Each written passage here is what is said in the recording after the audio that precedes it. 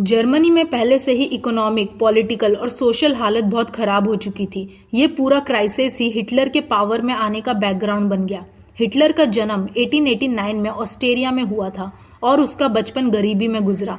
जब first world war शुरू हुआ तो हिटलर जर्मन आर्मी में शामिल हो गया। उसने फ्रंट पर मैसेंजर के रूप में काम किया, कॉर्पोरल बना और अपनी बहादुरी के लिए कुछ मेडल्स भी जीते। लेकिन जब जर्मनी ये वॉर हार गई तो हिटलर के लिए ये सब बहुत शॉकिंग था। वर्साइलिस ट्रीटी, जिसमें जर्मनी को हर मामले में नीचा दिखाया गया और भारी पेनल्टीज लगाई गई, इस चीज ने हिटलर के मन में और गुस्सा भर दिया। 1919 में हिटलर ने एक छोटी सी पॉलिटिकल पार्टी ज्वाइन की जिसका नाम था जर्मन वर्कर्स पार्टी। थोड़ी ही देर में उसने उस पार्टी का पूरा कंट्रोल अपने हाथ में ले लिया और इसका नाम बदलकर national socialist German workers party रख दिया, जो बाद में नाजी पार्टी के नाम से मशहूर हुआ। 1923 में हिटलर ने सोचा कि पहले बवेरिया पर कब्जा करेगा, फिर बर्लिन मार्च करके पावर हासिल करेगा। लेकिन ये प्लान फेल हो गया। उसे गिरफ्तार किया गया, उस पर राजद्रोह का मुकदमा चला और फिर बाद में उसे छोड़ दिया गया। लेकिन 1930 के आसपास तक भी नाजी पार्टी को लोगों का ज्यादा सपोर्ट नहीं मिला था। फिर आया 1929 का ग्रेट डिप्रेशन। दुनिया भर में इकोनॉमिक क्राइसिस आ गया। जर्मनी में भी इसका बड़ा असर हुआ। बैंक्स बंद होने लगे, बिजनेसेस कोलैप्स कर गए, लोगों की नौकरियां चली गई और मिडिल क्लास की लाइफ भी टूटने लगी। ऐसे वक्त में नाजी पार्टी ने लोगों के अंदर एक नई उम्मीद जगाई। उनका प्रोपोगेंडा लोगों को एक बेहतर फ्यूचर का सपना दिखाने लगा। इसी वजह से 1928 में जहां नाजी पार्टी को सिर्फ 2.6% वोट्स मिले थे, वही 1932 तक ये सबसे बड़ी पार्टी बन गई जिसे 37% वोट्स मिले। हिटलर एक बहुत पावरफुल स्पीकर था। उसकी बातों में जुनून था जो लोगों के दिल को छू जाता था। उसने लोगों से वादा किया कि वो जर्मनी को एक मजबूत कंट्री बनाएगा, वर्साइलिस ट्रीटी के द्वारा जर्मनी पर की गई अन्याय को मिटाएगा और जर्मन लोगों की लॉस्ट रिस्पेक्ट वापस लाएगा। हिटलर ने बेरोजगार लोगों को नौकरी देने का वादा किया और जवानों को एक सुरक्षित भविष्य देने का वचन दिया। साथ ही उसने ये भी कहा कि वो जर्मनी से सारी आउटसाइड कंट्रियों का इन्फ्लुएंस हटा देगा और उन विदेशी साजिशों का विरोध करेगा जो जर्मनी के खिलाफ हो रही थी। हिटलर ने एक नई पॉलिटिकल स्टाइल अपनाई। उसने समझा कि बड़े लेवल पर लोगों को जोड़ने के लिए रिचुअल्स और दिखावा काफी इम्पोर्टेंट होता है। इसलिए नाजी पार्टी ने बड़े बड़े रैलीज और पब्लिक मीटिंग्स की जिसमें हिटलर के लिए पब्लिक सपोर्ट को दिखाया जाता था और लोगों में एकता का भाव उत्पन्न किया जाता था। इन रैलीज में लाल झंडे जिसमें स्वास्तिक का सिंबल होता था, नाजी सल्यूट और हिटलर के स्पीच के बाद जोर से तालियां बजाना, ये सब एक तरह का शो ऑफ पावर था जिससे लोग हिटलर की ताकत को महसूस करते थे। नई प्रोपोगेंडा ने हिटलर को एक मिसाल के रूप में दिखाया, एक ऐसा इंसान के रूप में जो लोगों को उनकी तकलीफों से छुटकारा दिलाने आया हो। ये इमेज लोगों के मन में बैठ गई क्योंकि उस वक्त जर्मनी के लोग अपनी इज्जत और गर्व खो चुके थे और वो इकोनॉमिक और पॉलिटिकल क्राइसिस से गुजरते हुए एक लीडर की तलाश में थे जो उनके लिए कुछ करे। हिटलर उनके लिए वही उम्मीद बन गया। 30 जनवरी 1933 को जर्मनी के प्रेसिडेंट हिंडनबर्ग ने हिटलर को चांसलर बनाया, जो कि जर्मनी के कैबिनेट में सबसे बड़ा पद होता है। इस टाइम तक नाजी पार्टी ने कंजर्वेटिव ट्रेडिशनल लोगों को भी अपने साथ मिला लिया था। जैसे ही हिटलर के पास पावर आई, उसने डेमोक्रेसी को खत्म करना शुरू कर दिया। फरवरी 1933 में जर्मन पार्लियामेंट बिल्डिंग में एक रहस्यमय आग लगी जिसे हिटलर ने एक मौके के रूप में यूज किया। 28 फरवरी 1933 को फायर डिक्री जारी किया गया जिसमें फ्रीडम ऑफ स्पीच, प्रेस और पब्लिक गैदरिंग जैसे फंडामेंटल राइट्स को हमेशा के लिए सस्पेंड कर दिया गया। ये सब वेइमार कॉन्स्टिट्यूशन के अंदर प्रोटेक्टेड था, लेकिन हिटलर ने ये सब हटा दिया। उसके बाद हिटलर ने अपने सबसे बड़े दुश्मनों कम्युनिस्ट पर अटैक किया।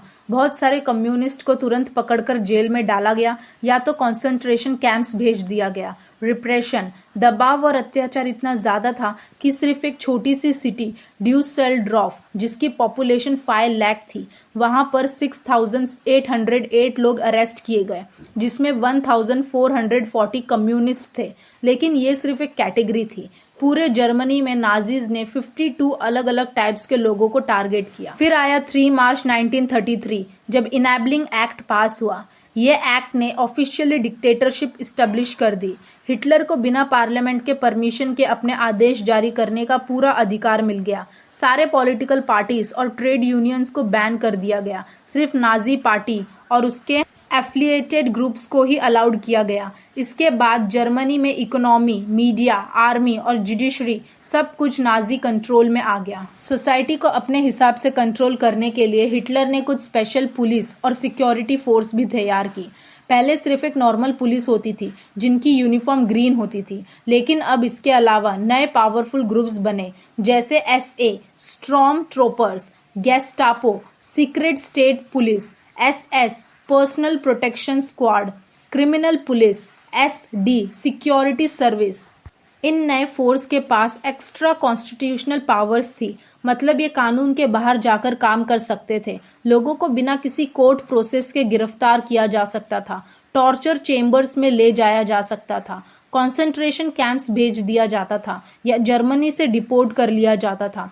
पुलिस और सिक्योरिटी फोर्स हिटलर के इस सिस्टम में किसी भी लिमिट के बिना अपने मन से लोगों पर एक्शन ले सकती थी। इस वजह से नाजी रूल को दुनिया का सबसे खौफनाक और अत्याचारी माना जाता था। जब हिटलर पावर में आया तो उसने जर्मनी की इकोनॉमिक कंडीशन को सुधारने की जिम्मेदारी एक मशहूर इकोनॉमिस्ट याल्मर शाखट को दी। शाखट ने जर्मनी की इकोनॉमी को रिवाइव करने के लिए स्टेट फंडेड काम देने वाले प्रोजेक्ट स्टार्ट किए, जिससे लोगों को नौकरी मिले और प्रोडक्शन भी बढ़े।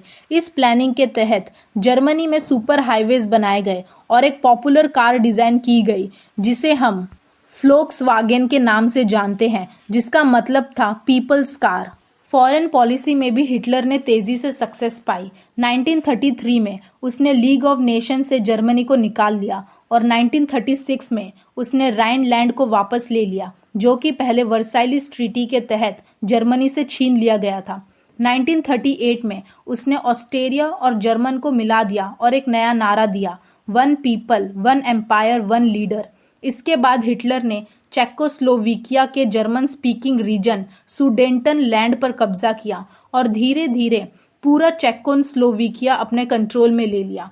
इतना सब होने के बावजूद इंग्लैंड ने हिटलर को ओपनली अपोज नहीं किया, क्योंकि वो भी मानता था कि वर्साइलिस ट्रीटी जर्मनी के साथ कुछ ज्यादा ही कठोर थी। इन अर्ली सक्सेसेस की वजह से जर्मनी के लोगों को लगा कि उनका देश एक बार फिर से शक्ति में आ गया है। लेकिन ये सब यहीं तक नहीं था। शाखट ने हिटलर को वार्न किया था कि इतनी बड़ी बड़ी मिलिट्री प्रिपरेशन और रियारमेंट में पैसा लगाना ठीक नहीं है, क्योंकि कंट्री ऑलरेडी डिफेक्ट फाइनेंसिंग में चल रही है। लेकिन हिटलर किसी कॉशन एडवाइस को सुनता नहीं था, इसलिए शाखट को हटा दिया गया। हिटलर ने इकोनॉमिक क्राइसिस का सल्यूशन टेरिटरी एक्सपांशन और वॉर को बनाया। उसने डिसाइड किया कि नए रिसोर्सेज और फूड सप्लाईज के लिए नए एरिया पर कब्जा किया जाएगा। सितंबर 1939 में जर्मनी ने पोलैंड पर अटैक कर दिया। इससे फ्रांस और इंग्लैंड ने जर्मनी के खिलाफ वर्ल्ड वॉर 2 स्टार्ट कर दिया। फिर सितंबर 1940 में जर्मनी ने इटली और जापान के साथ ट्रीपार्टाइट पैक्ट साइन किया, जिससे हिटलर की ग्लोबल पावर और स्ट्रांग हो गई। हिटलर ने यूरोप के बहुत सारे कंट्रीज में पपेट गवर्नमेंट्स बना ली, यानी वहां के सरकार हिटलर के कंट्रोल में थी। 1940 तक हिटलर अपने पावर के पीक पर था। लेकिन अब हिटलर का असली गोल था ईस्टर्न यूरोप को जीतना। उसका प्लान था कि वहां से जर्मनी के लोगों के लिए फूड और रहने की जगह, लिविंग स्पेस मिले। इस गोल के लिए उसने जून 1941 में सोवियत यूनियन रशिया पर अटैक कर दिया। यह हिटलर की सबसे बड़ी गलती थी, क्योंकि इससे जर्मनी 2 फ्रंट पर वीक हो गया। पश्चिम में ब्रिटेन का बॉम्बिंग हो रहा था और पूरब में पावरफुल सोवियत आर्मी का अटैक हो रहा था। स्टालिनग्राड में सोवियत रेड आर्मी ने जर्मनी को बुरी तरह हरा दिया। उसके बाद सोवियत आर्मी ने जर्मन सोल्जर्स को हराते हुए सीधा बर्लिन तक पहुंचकर जर्मनी को डिफीट कर दिया। इस जीत के बाद ईस्टर्न यूरोप में सोवियत यूनियन का कंट्रोल बन गया, जो अगले 50 सालों तक चला।